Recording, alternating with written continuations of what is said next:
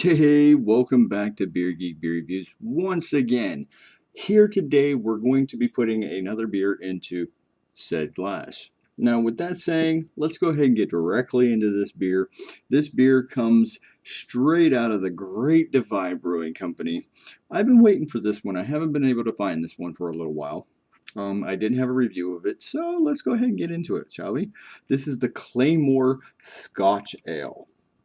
It says it was bottled on February 3rd, 2015. Comes in at 7.7% alcohol by volume.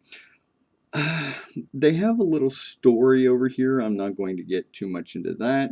They got suggestion pairings, which I really love. I love it when companies do that. Um, I do like wee heavies and I do like Scotch ales. So I wanted to see what this one could hold. Most people would say, for a Scotch ale, you're putting it into the wrong glass. I don't really care right this minute. Why?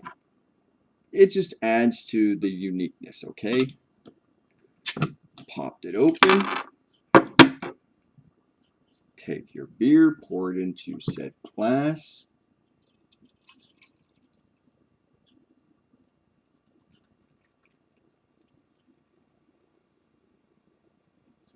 With Scotch ales, your head shouldn't stick around too much, but there still should be a little bit of a head.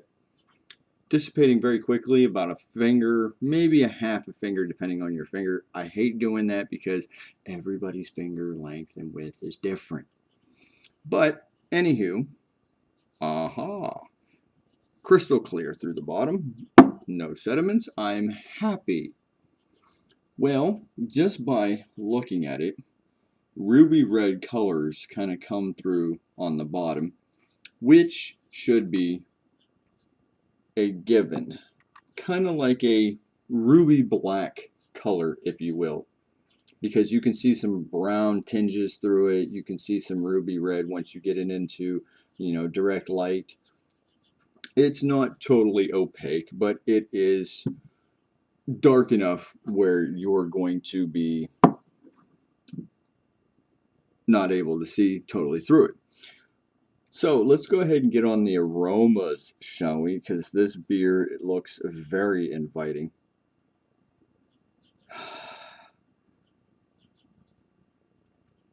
It almost smells. I've had something similar. Definitely get that peated malt characteristic. Is it?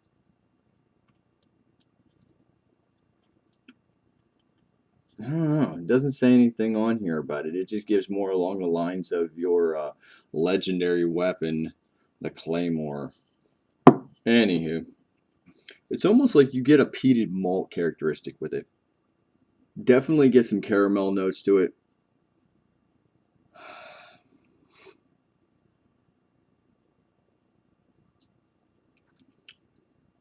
Kind of like a breadiness, like a brown bread crust.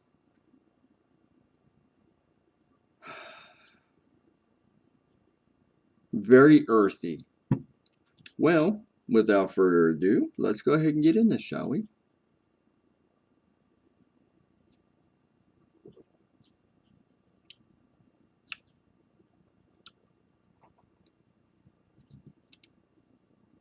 Very light on the flavoring. Very earthy on the back notes, like in the back of your mouth and the back of your palate and as it goes down.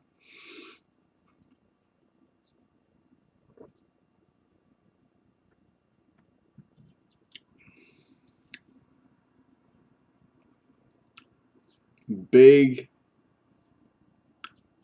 big maltiness, big breadiness. That big brown bread crust, kind of almost like a rye bread, kind of carries over. Um, you're definitely getting like cracked malt notes. You're definitely getting, like I said, that breadiness. Almost like just a hint of a smokiness, just a hint. It's not very prevalent or anything at all. It's very subtle.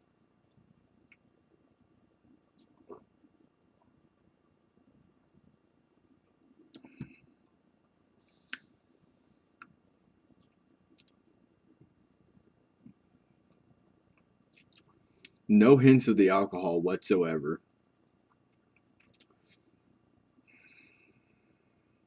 There's just a very, very slight hint of like a grassy note. Kind of like a fresh cut grass that was like kind of like mixed in with some dirt. Like I said, it's got a big earthy note to it. Other than that, man, this is one of the very, very easy drinking wee heavies. Um, I don't know, man. I most wee heavies that I have had a bigger up in your face caramel notes. They had bigger up in your face, either like peated malt, smoke, um, excuse me, right up in your face with all the earthiness. Um, they have been a little higher in ABV, but not by much. One of my very favorite wee heavies, I can actually name two of like my personal favorite, was the Tracor House Ale, the wee heavy. That was just simply phenomenal. And then, next to it, I held up years ago, Sam Adams actually had a wee heavy that was in 4 packs, and it was wow. It was just up in your face in every category. I don't know if it was, some may consider it overdone, some may consider it, underdone, whatever. I just thought it was a very fine example of the style. This one, however, in my opinion, it's like it's kind of like medium to low end of the spectrum for me because of the fact on how easy drinking it is. And, when I think of a wee heavy, I think of big flavors, that big bold punch in your face. Here I am.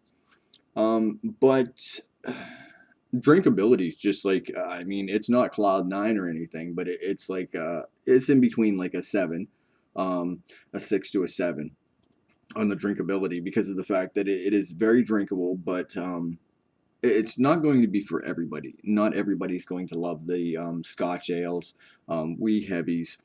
But yeah, I would actually consider this more along the lines of, like they said, a Scotch ale. I don't see why they even mention wee heavy on the bottle because as a Scotch ale, it would get higher ratings from me, but as a wee heavy, it's going to definitely get lower ratings from me. So with that said, man, peace, pros, deuce, and as always, rate, comment, subscribe. Thumbs up if you liked the video. Thumbs down if you disliked it. Don't drink and drive. Don't text and drive. And as always, drink great, amazing craft beers. And as always, your beer is best poured into said glass. Cheers, my friends. Pros.